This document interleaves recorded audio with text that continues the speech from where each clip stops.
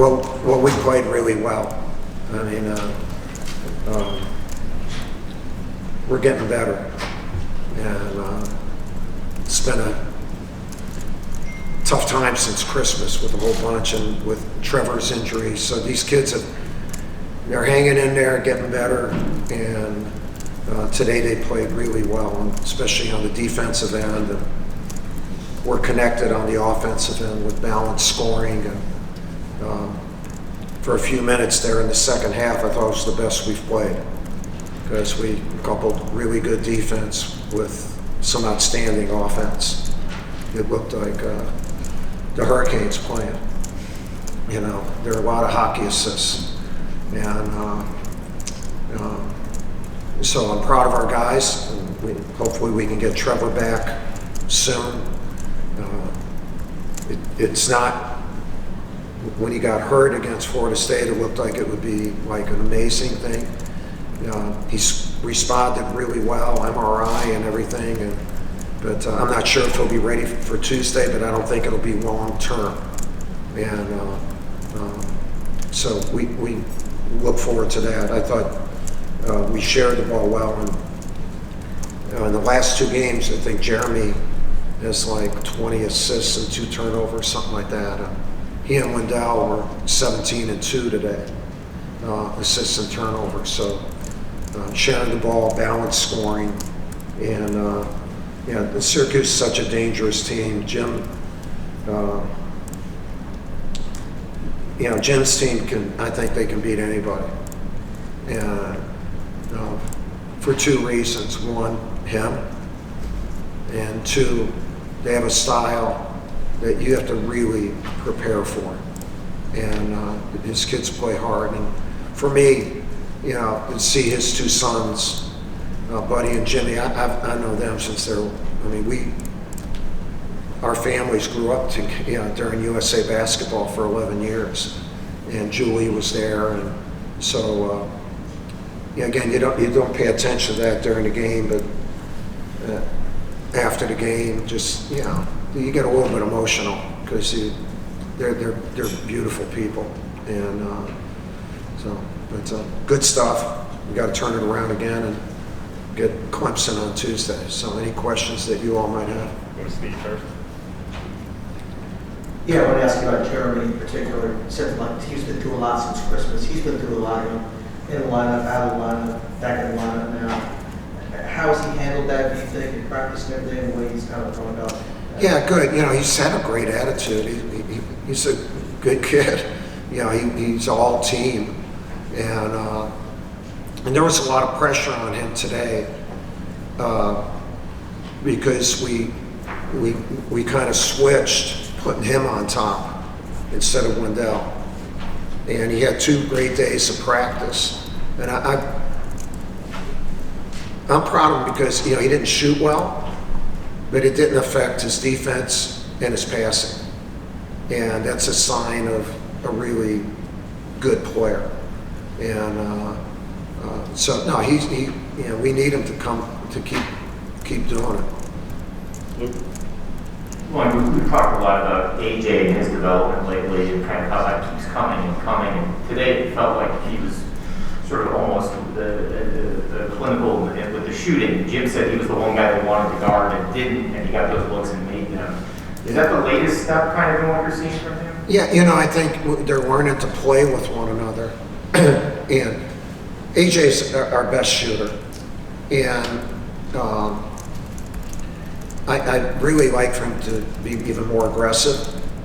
I think AJ keeps it very simple. He's a really easy guy to play with, because he keeps spacing, he plays defense, he makes simple passes. Today he did a really good job on Swider. That's a tough. That perimeter's a very difficult guard, and he's a threat. He's a threat, and we got to keep getting to know each other again. And even though this is our 18th game, but it's really like we've had 2 different seasons.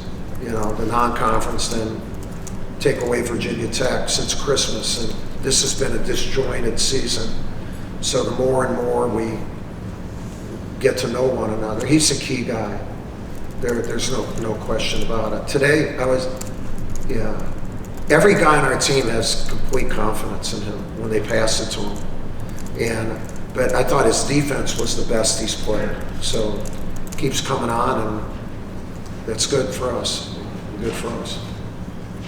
Coach, wanted to ask you about the other half of your backcourt after Steve got Jeremy. With Wendell, Oh, Wendell had a great game. the last 2 games he'd had, I think 8 turnovers, 3 assists today. 8 assists, only 1 turnover. Just how has he continued getting back in the swing of things? And it looked like by having Jeremy handle some more of the on-ball stuff and maybe free him up. Yeah, well, I thought his defense today started it off. He had a tough assignment, and he did a good job with it. And then he and I have had some meetings just to get back to who he was in the non-conference. You know, he's a beautiful player, one of the best players in the country. And that stoppage or whatever, he lost his rhythm in doing that, and tried to do too much instead of doing too much of what he did before. And so I talked to him, I said, don't bring the past into the present. You know, like, the only thing good about the past is if you learn from it. You have to learn from the past and have it have a positive impact on the present. And I don't think he was doing that. And today he's smiling, right? He's playing. We need him to be that. He's our leader out on the court. Jake. Hi, Coach. This on. Hi, Coach. I know how you had said that there was still some work to do to get back to the team that you guys were before the COVID pause. Do you feel like after today that you guys are at that level? No, we're not at that level. We're not at the level of condition. You can't take a team summer, fall, and into the season and do it properly with the sports science and things that we do. And then you would keep building from that and temper if you had too many workloads. All of a sudden, it stopped. It's a different thing. And Trevor's injury was not caused by that. But we've been very careful with workloads and amount of practice just to make sure we don't get it. We don't have you don't have a lot of guys. But we're getting there. And along with that is the conditioning of knowing one another, being with one another on the court, not just playing fourth night or, doing stuff when you're in isolation in your room. And so it's coming along, and we just have to run our own race. I'm not paying attention to anybody except the team we're playing next. And my team, obviously.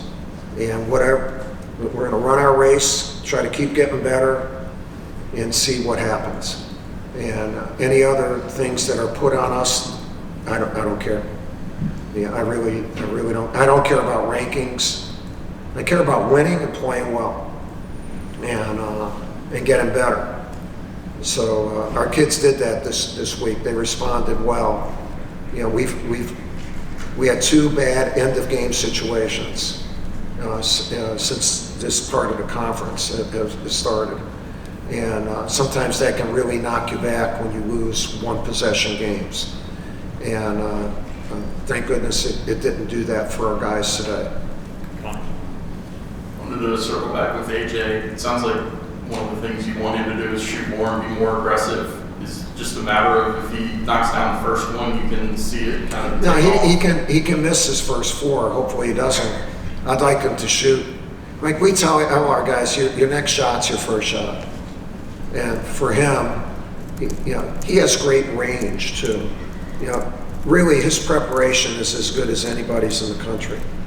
He has the same base all the time. So he basically shoots the same shot all the time.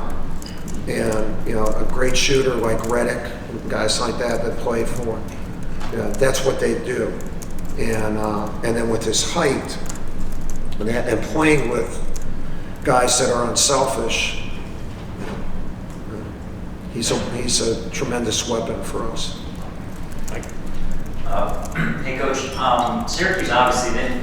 I don't know where, okay, yeah. Hughes obviously didn't miss some wide open looks, but certainly your defense had something to do with that. And since, I believe, the last 5-6 games, you have one of the best perimeter defenses. Yeah, I don't know how many wide open looks, maybe you saw more than me.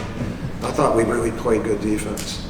And, fantastic, but what's fine with that, Coach? But part of playing good defense, then when a guy gets an open look, he might be rushed. Or because he's missed, something can happen. But no, we played good defense. Coach, I know your thoughts on. I'm sorry, I can't hear you. I know your thoughts are on the game today, but with the 50th renaming of Cameron into it. Yeah, I can't hear you at all. I don't know. Can you just pull your mask down? If you're comfortable with that. All right. I'm sorry about that. I'm just look. I'm 74, and you know, I have good peripheral vision. I know that DeCock and Brendan are screwing around right now. I can see them, doing that, but I can't hear what they're saying. I know your thoughts on the game today, but as you know, today is the 50th anniversary of the renaming of Cameron, and I'm assuming you met Eddie Cameron. Have you had any thoughts on Eddie Cameron and also the Coach Bucky Waters, who's here, who's coached that game that night? Yeah, well, you know, Bucky has been a great friend, and you know, has been a treasure for Duke University, in athletics, in medicine, you know, and just as really an ambassador, you know, with all the great things he did. As he's one of the best TV people, colormen, and so he's represented our school great. Yeah, I love the fact that our stadium is named after somebody who didn't buy it with money. I love that. And it's named after one of the greatest men that Duke's ever had, in Coach Cameron. And to me, I would never sell a stadium, a field, an arena, or whatever. I would always make sure it would be named for somebody who did something in that place, on that field, or whatever. And maybe that's old school, and maybe someone would say, well, you're not going to raise money. I would go raise money and say, look, I don't want to do this, I want to keep that name. I think there are a lot of people out there who would want to do that. And that's how we got this place built. Sorry, it's the Krzyzewski Center, but they got it built because we do something in here. And Coach Cameron was the guy who started the whole thing. He just a great man. Great man. All right, Coach, thank you. Okay, thank you all.